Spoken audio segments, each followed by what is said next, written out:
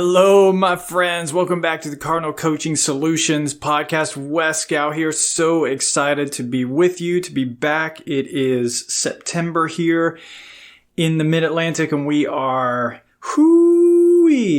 getting some temperatures that begin with something other than a 9. Well, even something that begins other than an 8. We're getting down into the 70s at night, folks. It is absolutely pumpkin carving season. It might as well be. My goodness. It's been a hot summer. And it's been a good summer. And I'm excited to be back with you. School is back in session. And, or at least in my family. So thanks so much for joining wherever you are. Thanks for listening. I wanted to share something that has been on my mind this week, actually. Really, really relevant, really top of mind. So over the years, I would say this has developed really, really taken root, probably over the last 3 years. It's always kind of been there, this habit of mine, but it has really taken root to the extent that I do find myself having to kind of check in with it and see, how much is this a habit? How much is this controlling me? But that is the habit of exercising in the morning. That is my thing. Rain or shine, vacation or not, workday, weekend, doesn't matter.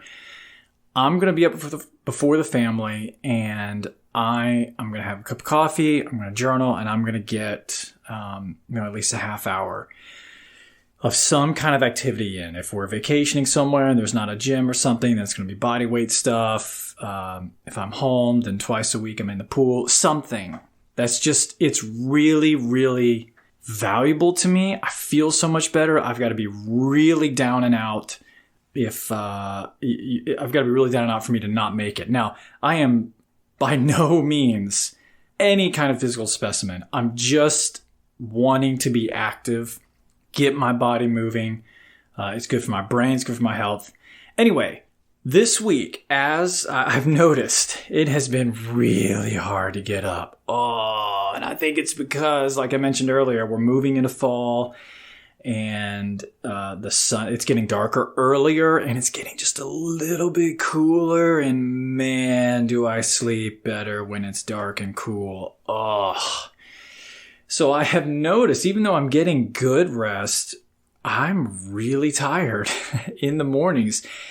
And I've had this thought several mornings this week where the alarm's gone off. I've hit snooze a couple times. It's time to go. It is time to get up. I know it.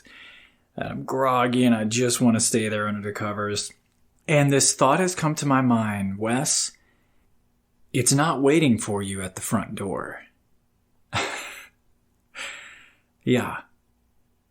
It's not waiting for you at the front door. You're going to have to go get it. Uh-huh. Yeah. You're going to have to get up and go get it. You're going to have to go get after it. It's not going to knock on the front door. It's not going to walk through the front door. Now, by it, let me be more specific to me.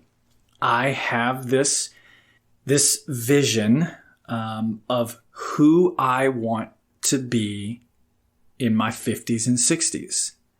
And it's becoming increasingly clear to me when I say it's not going to walk through the front door. That guy is not just going to walk in. You're going to have to become that. You're going to have to go get that. You're going to have to go make it. Yeah. You're going to have to go out the front door and go get it.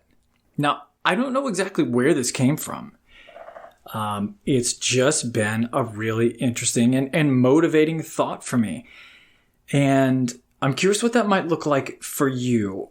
In my experience, not all the time, but in my experience, actually, I'm going to back up just a second and say, I do believe that there is a reciprocal relationship with, and I'm just going to say, the universe, whatever that might be, fate, destiny, God, universe, whatever that is for you.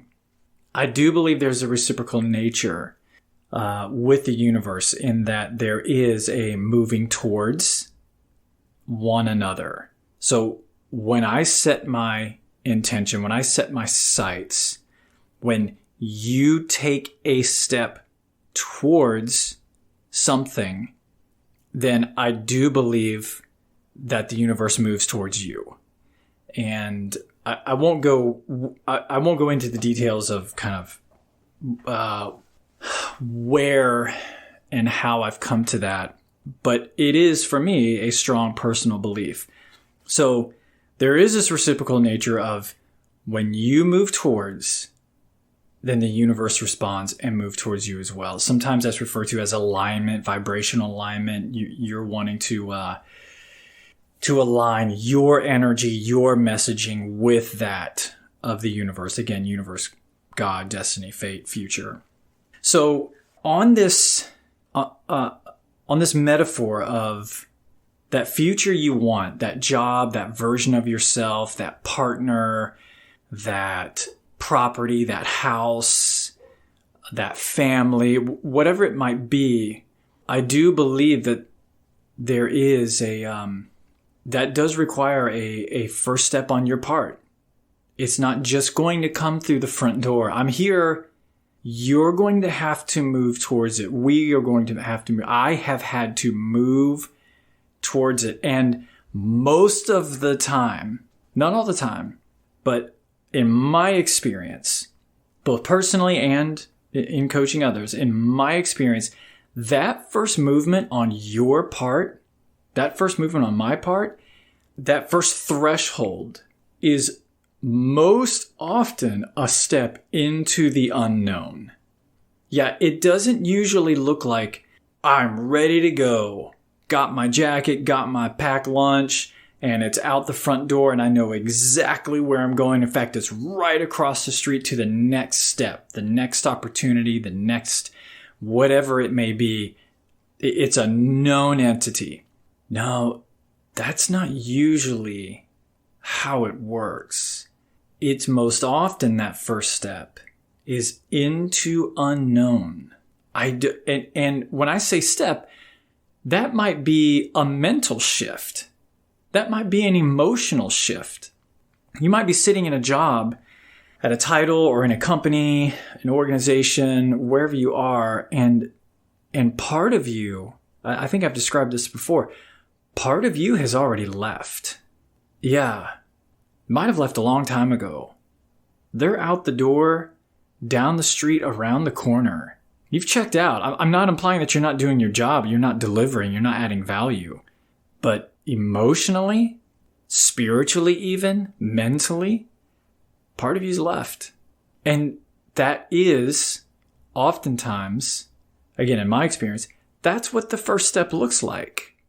Okay, it's time for me to go, and I don't know where, I don't know what, but I know that I've got to go find that part of me. I'm going to reference two books here that I've mentioned so many times, but good grief. If my bookshelf were on fire, these are the two I'd reach for. The first is by Boyd Varty. And how's this for a title? The Lion Tracker's Guide to Life. You're not going to top that. That's just fantastic. I can't recommend it enough. He's got this beautiful line. I've referenced it to so many coachees. I don't know where we're going, but I know exactly how to get there. Yeah, there's a lot of freedom in that. We can start with I don't know, but let's find the next track and let's move in that direction. And there's going to have to be a lot of getting out of your own way. There's a lot of defining the relationship with fear and imposter syndrome and whatever else it might be along the way in order for you to keep going. And then another book by, the second one I reference is by William Bridges. It's called Transitions. And he describes this phenomena here, or at least this paradigm, this mentality here in the West where we treat transitions or changes as though we're crossing the street. Boy, the goal, we train our kids, we raise our kids to step off of one curb and make a straight line, beeline directly across the street as quickly as possible. The goal is not to stand in the street. And that's how we want our next moves to be. Yeah, I want to walk right out of this one into the next one. And sometimes it may work out that way, and sometimes it doesn't. In my experience, I would say oftentimes it doesn't. And that's part of the experience. That's part of the learning. The journey is the learning experience. Now, I'm not trying to pump you full of, just a bunch of spiritual conversation here, and essentially, I'm not advising, you should totally just quit your job tomorrow. Just walk out the front door into unknown. Nope, that's not what I'm saying. Maybe that's what feels right to you. It's totally contextual. It depends entirely on the individual and the context. What I am advocating for is get in touch with that part of you that's wanting to go, that's wanting to move. Grow in your awareness of what's in the way, how much fear is in play here. Get in touch with the assumptions you might be making. Well, if I do this, this will absolutely happen, or this will never happen. Write them down. Put it on paper. Get in touch with the emotions you're feeling, the assumptions you might be making, and let's get on to the next step. It's not going to walk in the front door. You're going to have to go out after it. All right, friends. Glad to be back. We'll do this again soon.